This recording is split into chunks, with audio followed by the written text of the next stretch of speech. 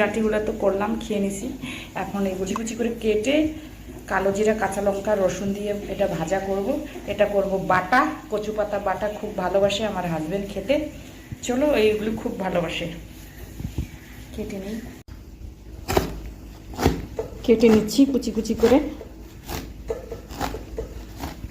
রাধে রাধে, আশা করি সকলেই খুব খুব ভালো আছেন এবং সুস্থ আছেন। আর একটা নতুন দিনে নতুন সকালে আর একটা ব্লগ শুরু করছি। চলো, সারাদিনে তোমাদের সঙ্গে কতটা শেয়ার করতে পারবো। এখন প্রায় 12টা বাজে, এখন থেকে শুরু করছি। চলো, এতে তাড়াহুড়ো করে রান্না করতেছি। এদিকে মিস্টার ভৌমিক এসে বলল আমাকে চা দাও, তাই ওকে একদিকে চায়ের জল চাপিয়ে দিই। চলো, এদিকে কালো জিরা, রসুন, পেঁয়াজ, কাঁচা লঙ্কা দিয়ে ভাজতেছি। কচু শাকটা ভাজবো, ভেজে বাটা করব। আর এদিকে মুসুর ডাল হলো, ডিম ভাজলাম। আর এই যে এদিকে এখন চায়ের জল চাপিয়ে দিব। এই মুহূর্তে ডাব্বার মধ্যে বিস্কিট নেই, বিস্কিট ঢুকাবো। মানে কত তাড়াহুড়া কাজ থাকে। এই যে চায়ের জলটা চাপিয়ে দিলাম, বিস্কিটের প্যাকেট নিয়ে আসলাম, ঢুকাবো। ওকে খালি চা দিব না, মিস্টার ভৌমিকও কাজ করতেছে।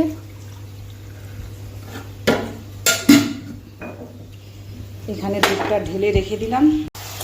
এদিকে কচুর শাকটাও দিয়ে দিলাম। কচুর শাকে হলুদ দিতে হয় না, তারপরেও দিলাম। কারণটা হচ্ছে এখন বর্ষার দিন, হলুদটা হচ্ছে অ্যান্টিবায়োটিক, সেই কারণেই দিলাম। আর চায়ের জল এদিকে ফোটা হয়ে গেছে, এখন দিয়ে দিব দুধ। অনেককেই দেখি আমি চায়ের জল, চা পাতা, চিনি একবারে দেয়, কিন্তু চা এভাবে করতে হয় না, তাতে চা বিষাক্ত হয়ে যায়। এই যে এটা ফুটলে পরে এখন দিয়ে দিব আমি চা পাতা। এটা ভালো করে ফুটবে, তখন চা পাতা দিব। চা পাতা দেওয়ার পরে নামানোর আগে চিনি দিব। এইভাবেই চা করতে হয়। আর যারা আদা বা মশলা চা খায় তারা দিতে পারে। ও তো এখন মশলা চা খাবে না, ও পছন্দ। যেমন আমি খেলে পরে মশলা চা খাই, এখন একদমই খুব কম চা খাই। এমনিতেও আমি চা খাই না, যদিও চা খেতাম একটু এলাচ টেলাচ দিয়ে, এখন তো সেটাও আমার বন্ধ হয়ে গেছে এই একাদশীর কারণে। এই যে খুব ভালো করে আমার চা ফুটে গেল, দিয়ে দিব চা পাতা। এখন এটা একবার ফুটাই নামিয়ে নিব। এই যে হয়ে গেল চা আমার। চা ছেঁকে নিব। এখন দিব চিনি, যে যেরকম চিনি খায়। আসলে চিনিটা দিতে হয় কাপে, আমি দিয়ে দিলাম এখানে। চা এভাবেই করতে হয়। চা ছাইকে নিচ্ছি।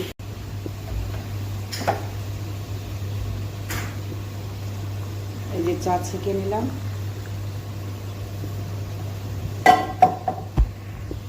চা হয়ে গেল আমার। এই যে চা দিয়ে দিব মিস্টার ভৌমিকের চা। এই নাও তোমার চা।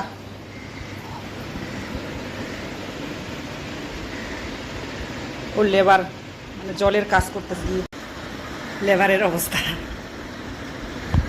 অবস্থা কি, পাইপলাইনের কাজ করতেছো না, জলের কথাও বলে না, চা খাচ্ছে মিস্টার ভৌমিক। কোন কাজটা আমি জানি না, সেটাই ভাবতেছি।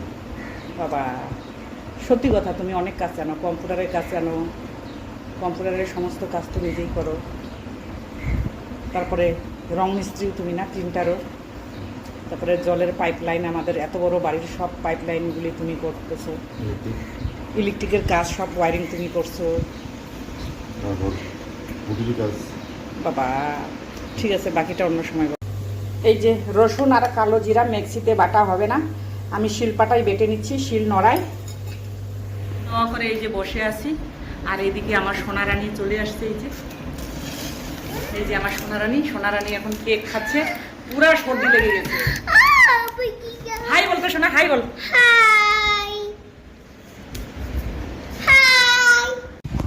এই যে আমার রাত্রে রুটি হয়ে গেল, সন্ধ্যার আগে রুটি করে ফেললাম।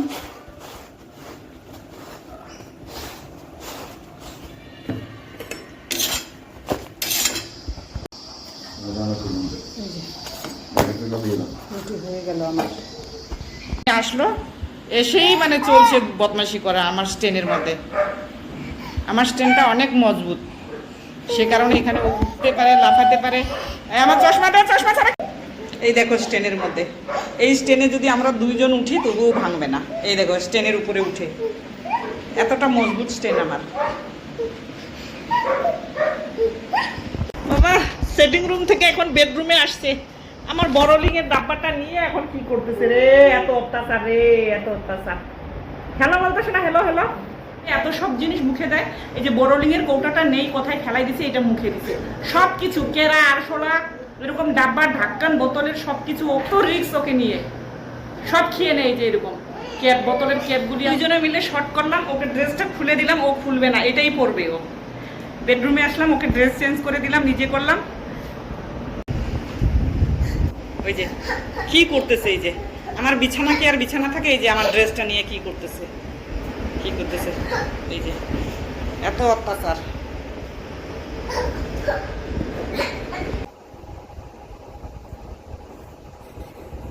1 2 3 4 চারটা ইস্ত্রি করা হলো।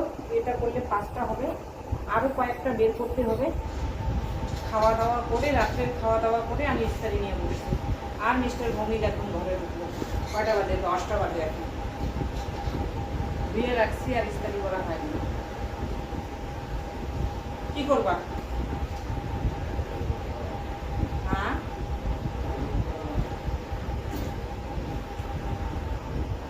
মিস্টার ভৌমিক হাতে দেখে দড়ি নিয়ে আসছে। আমি কি করবো, চালের বস্তা বার করে দিচ্ছে।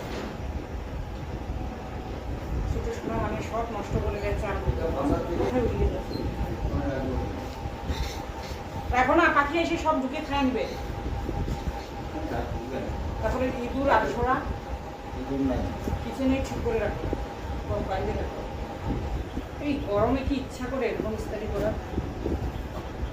কিছু করার নেই, করতেই হবে। সবগুলি ড্রেস আমার ধোয়ার মতন অবস্থা না।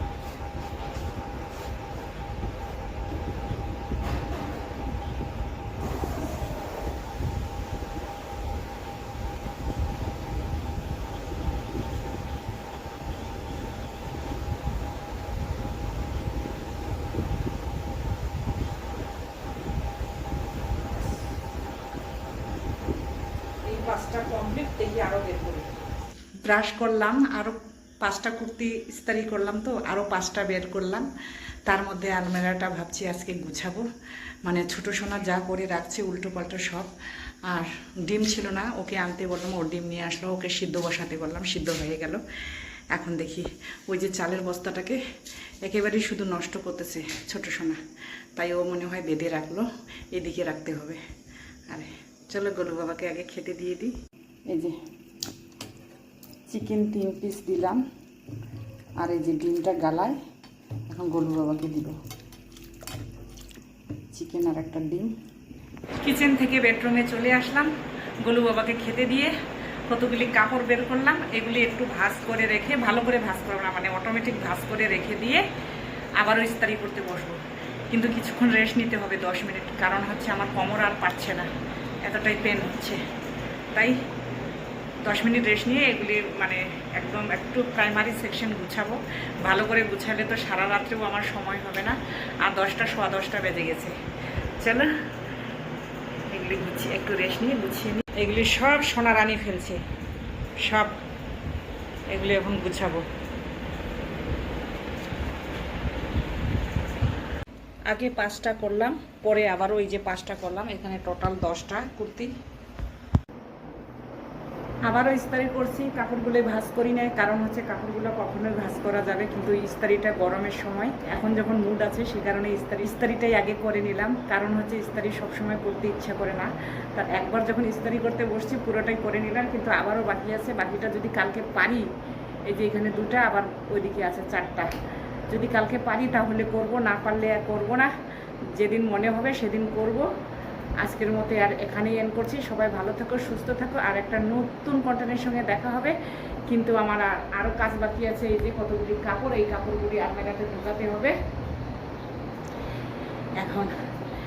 ঠিক আছে, তাহলে আজকের মতো শুভরাত্রি।